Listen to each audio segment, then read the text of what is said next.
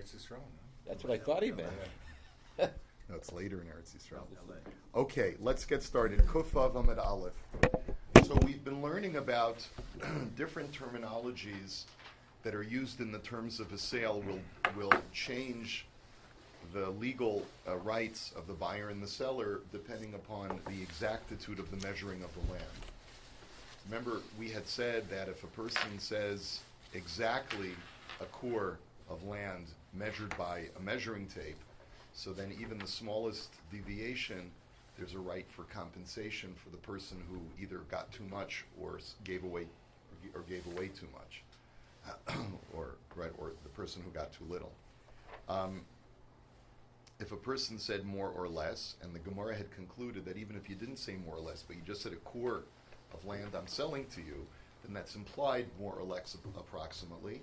And therefore, as long as it's not more than a rova of a kav per sa'a, which we said is 7.5 kavs for a base core, so then if it's more or less, it's okay. In other words, it's considered to be an acceptable margin of error, and that's not an actionable error. Okay, but now the Mishnah tells us that there's an additional term that could be used, where the seller says to the buyer, "B'simanav u'v'meitzarav." Not only does he tell him, I'm selling you a core of land, but he's telling him, these are the delineated borders of the property. And he tells him there's a signpost, there's a big rock on the eastern boundary, and the western boundary abuts the Rishus Harabim.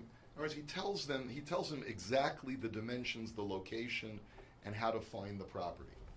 So in that situation, what he's implying, according to the Mishnah, the way the Rashbam learns the Mishnah, is that I'm taking even less responsibility for exact measurements because you have the option of scoping the property yourself and checking it out. Because I'm telling you exactly what the dimensions, where the borders are, and so therefore it's up to you to decide whether that's a core or not. And so I'm telling you it's a core, but I'm being even more I'm approximate than I normally would. And therefore we allow for an even larger margin of error, and so therefore piches mishtus higio ad shtus yinaket. So therefore the Mishnah says, or some say it's yeser mishtus yinaket, that if the buyer is cheated out of up to a sixth, right, then the deal is still binding. Now, a sixth of a core is much bigger than 7.5 kavs per core. It's significantly more. So it's even if there's 16% less, than the core, then it's a binding deal because the buyer had the responsibility to go and check out the property, and if he took the seller's word for it, when the seller already was revealing to him exactly what the borders were, so then he has to take up to a sixth. But if it's more than a sixth, so then there's legal recourse. The buyer has legal recourse, and he can say either you have to discount the amount that is deficient from the core and pay me back.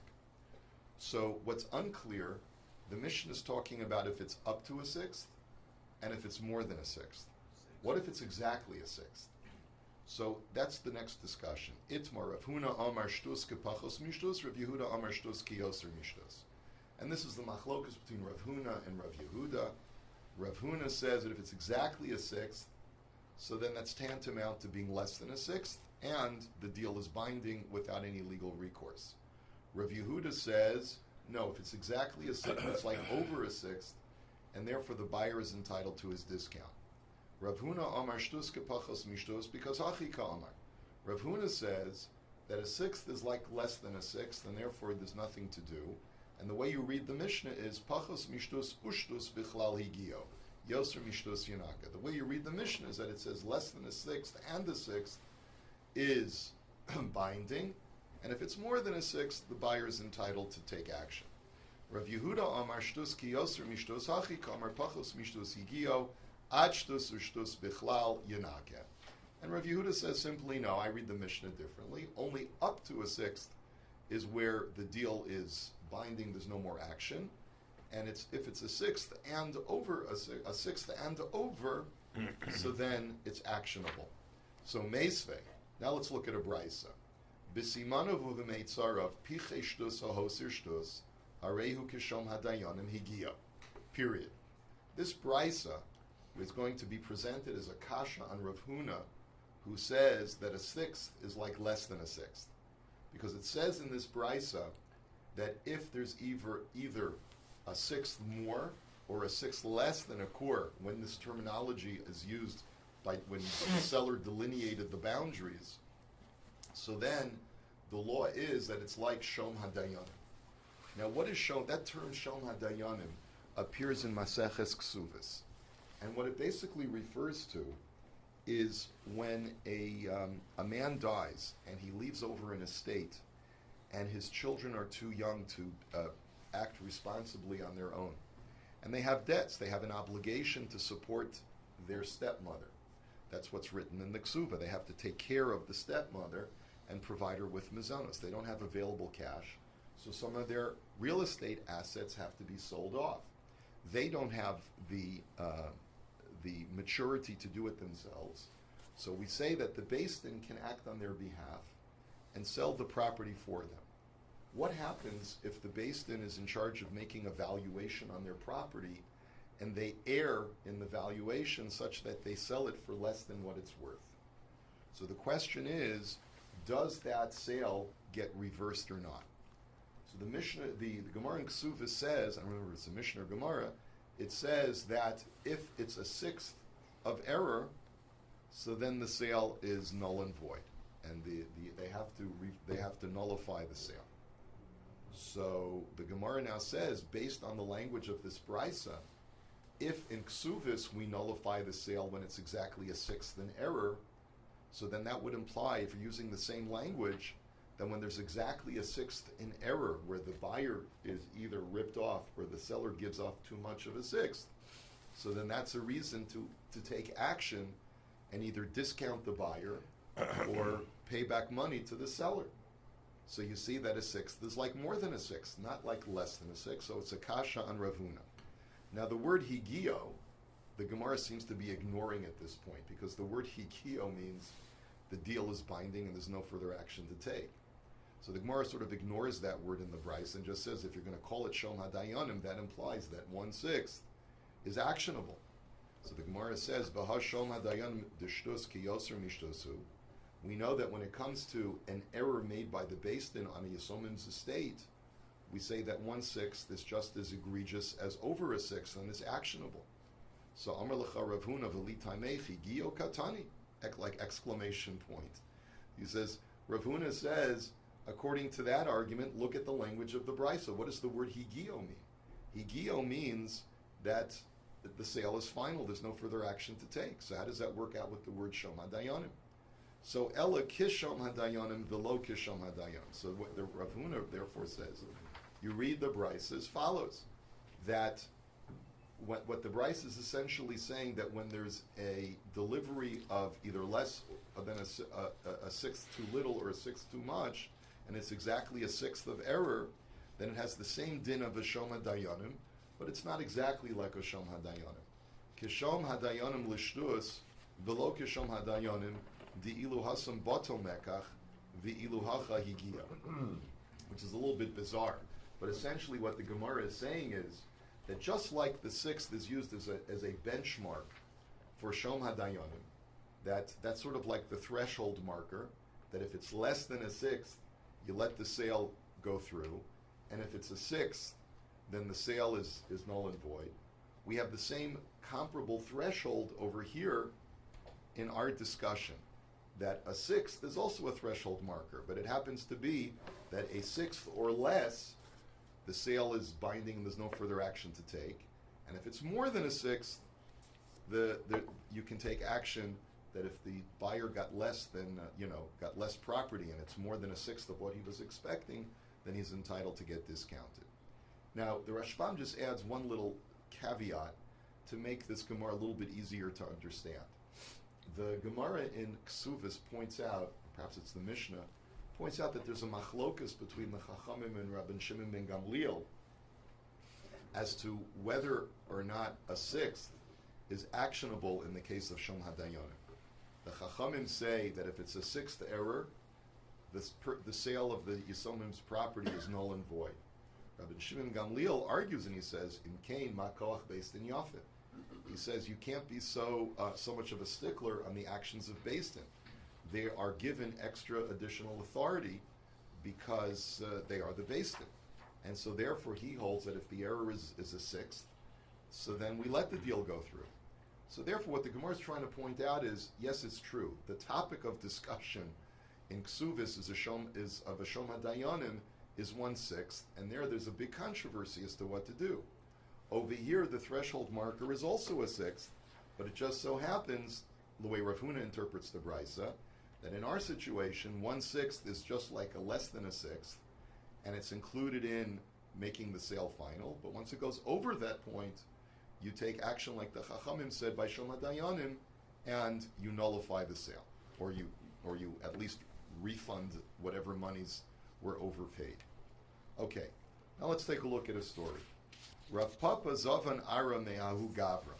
Rav Papa once purchased land from a man, and Amar Le Havya Esrin Grivi Mishche Velo Havoy Elachamesra.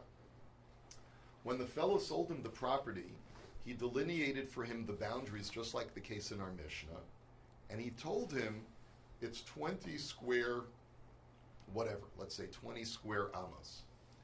And then when Rav Papa took possession of the land, he measured it and discovered that it was only 15. My goodness, right? So, Asalakami de Abayit. So Rav Papa says, well, listen, this is more than a sixth of error. I would certainly be entitled to compensation even when he used that language of delineating the boundaries. So Amar Lei, Savras V'Kabilas. So Abayit said, sorry, Rav Papa, you're out of luck. You knew the property, and you accepted it as is. So wait a minute. V'hatnan pachos mishtus higiu achtus yinake. 1 second. The Mishnah says that if it's over a sixth, even if the guy states what the delineated boundaries are, you still have a right to either reverse the sale or to get a discount. So how can you tell me that I'm not entitled to any judgment? So Abaya said to him, Hani mili heicha delo kimlei begava. Aval heicha de kimlei begava savar v'kabil. So Abaya says, no, Rav Papa, you knew this property very well. In other words, the Mishnah is talking about a buyer who may have never seen the property before. But I know your situation, says Abaya to Rav Papa. Could be that Rav Papa was a neighbor of the guy that was selling the property and he wanted just to expand his borders, right? So you had every chance to inspect the property. You could have measured it before. So you can't come after the fact and say, oh, I didn't know that it was 15, I thought it was 20. Because you had every right to inspect it. So regardless of what he told you, the onus is upon you.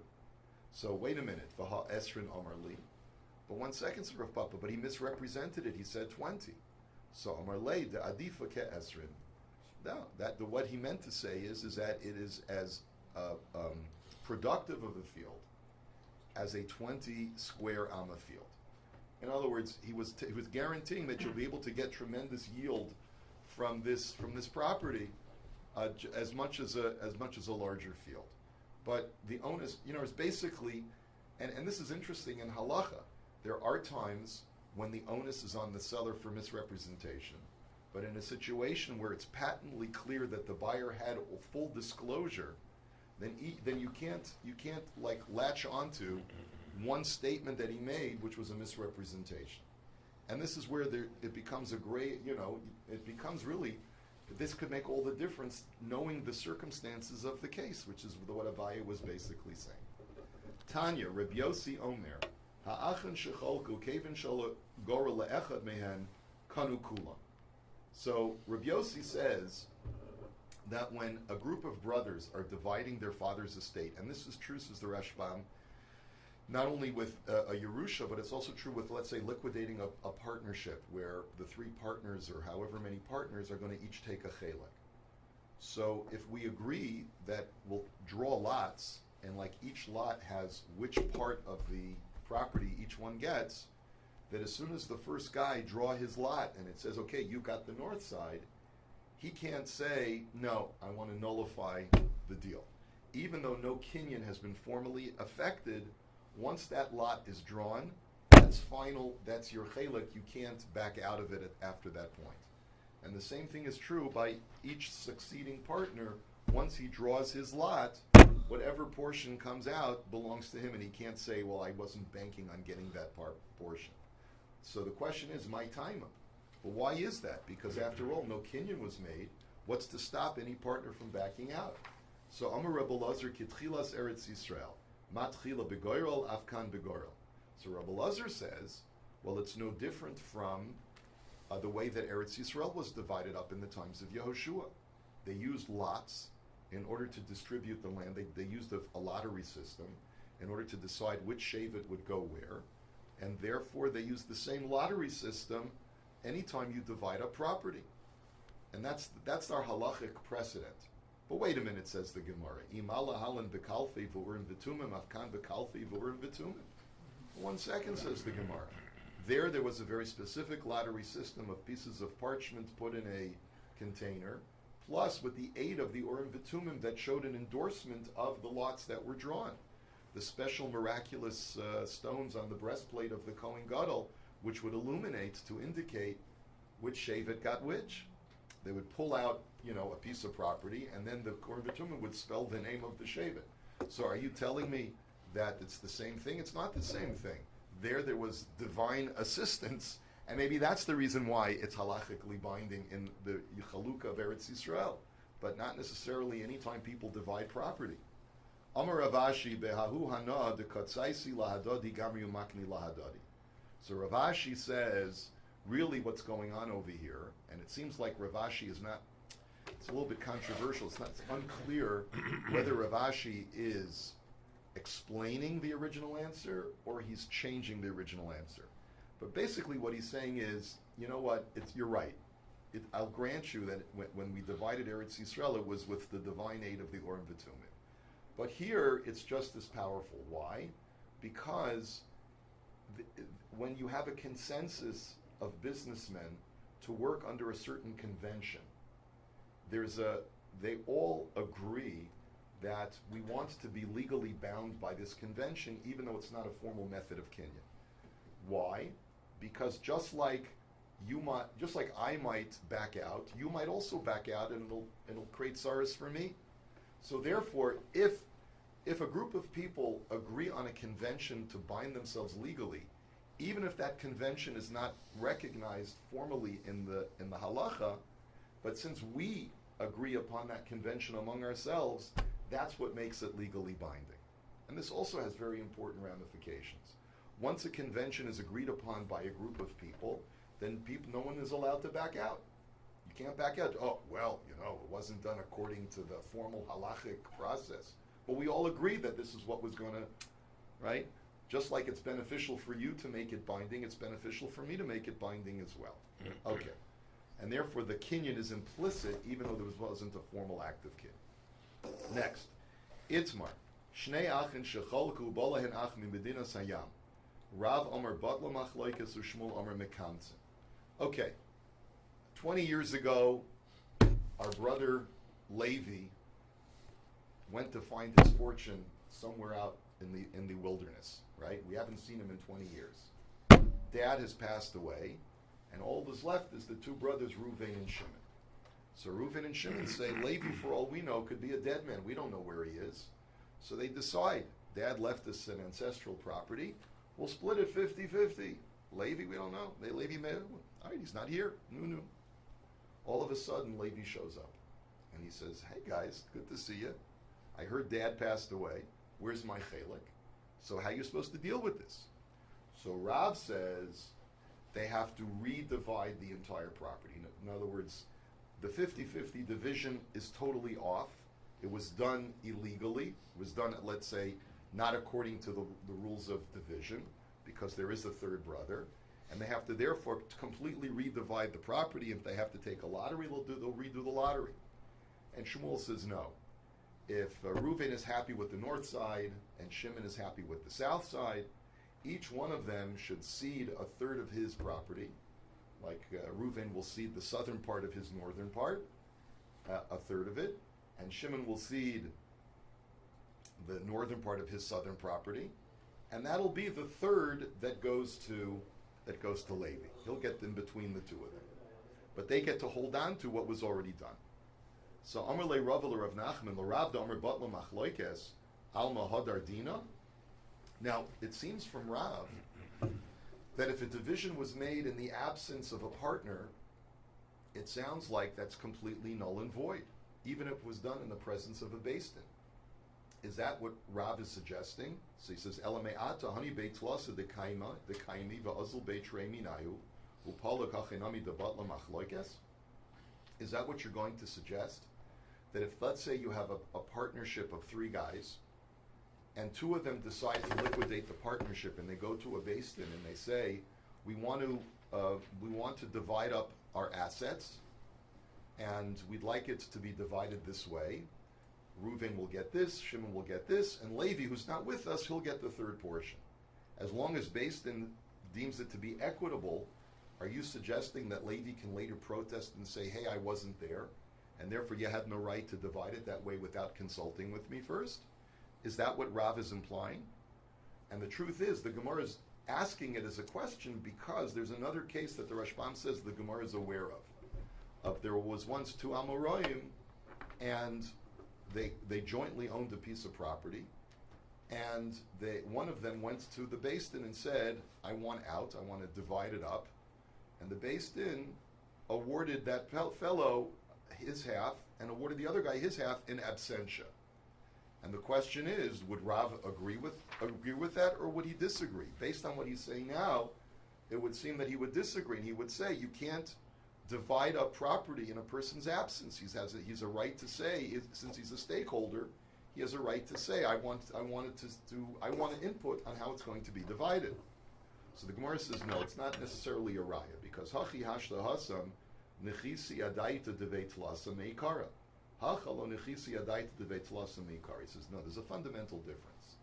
In a case where 2 out of 3 partners go to a Beis Din and say, divide it 3 ways and give Levi the portion that we don't want, at least the Beis Din is dividing it equitably in 3 different portions, right? But over here, the only reason why Rav objects over here is because the property was divided in 2 halves when it really was supposed to be divided into 3/3.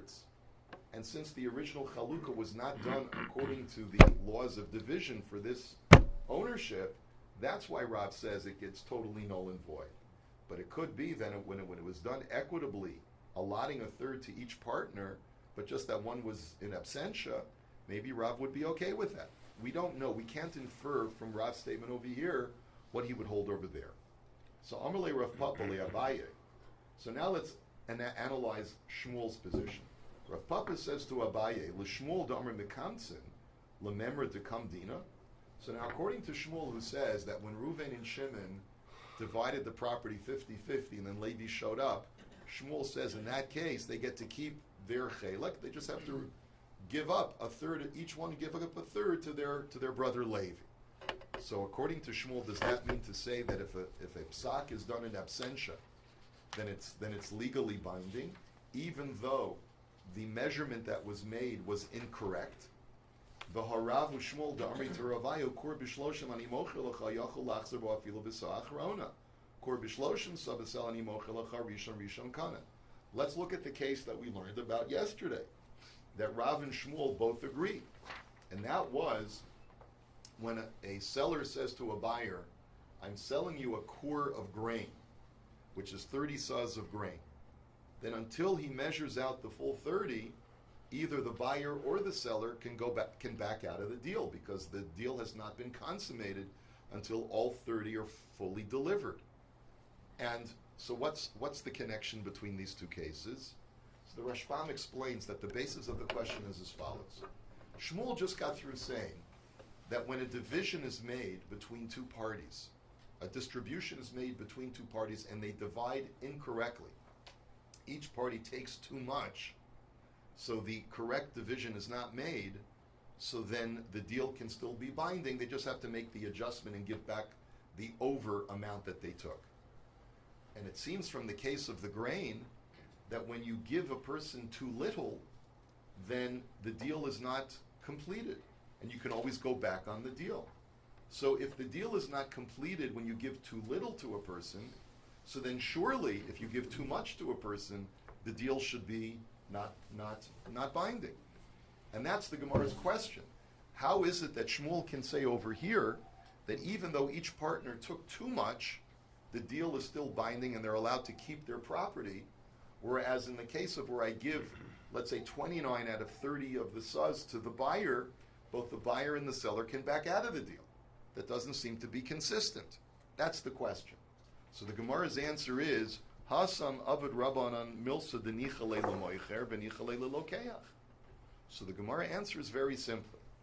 In a regular situation of land division, both parties are desirous of liquidating the partnership as quickly as possible. Why is that? So the Rashbam explains. When you and I share an asset and we're not working well together, it's very likely that this property is going to suffer because of that. And so therefore there's an assumption that both parties would be best benefited by dividing as quickly as possible, and if there's any error in the division, we'll work it out, but we're going to let the division go through, and whatever amount is measured incorrectly, we'll fix it, but we're not going to totally nullify the division. But in a situation of selling a chattel to a buyer, both the buyer and the seller are desirous of having the deal not finalized until the very last minute. Just the opposite of liquidation of a partnership. Why is that? Because the price of grain fluctuates. It goes up and down, right? So the buyer might say, listen, I'll finalize the deal when he gives me the full when he delivers the full 30 saws, because maybe the price of grain will drop, and I may say to him, listen, I know I agreed for $100 for these 30 core, but it's only worth $80. Take it all back. And maybe the seller will want to go back on the deal until the very last minute, because until he delivers all 30, maybe the price of grain will go up. And he'll be able to say, give me back that grain, I can get a better price for it. So therefore, that's the difference. The Chazal look at each kind of scenario and say what is best mat'im as far as the time of the consummation of the deal for both parties of interest, and they act accordingly. And we'll hold it here for today. Have a wonderful day.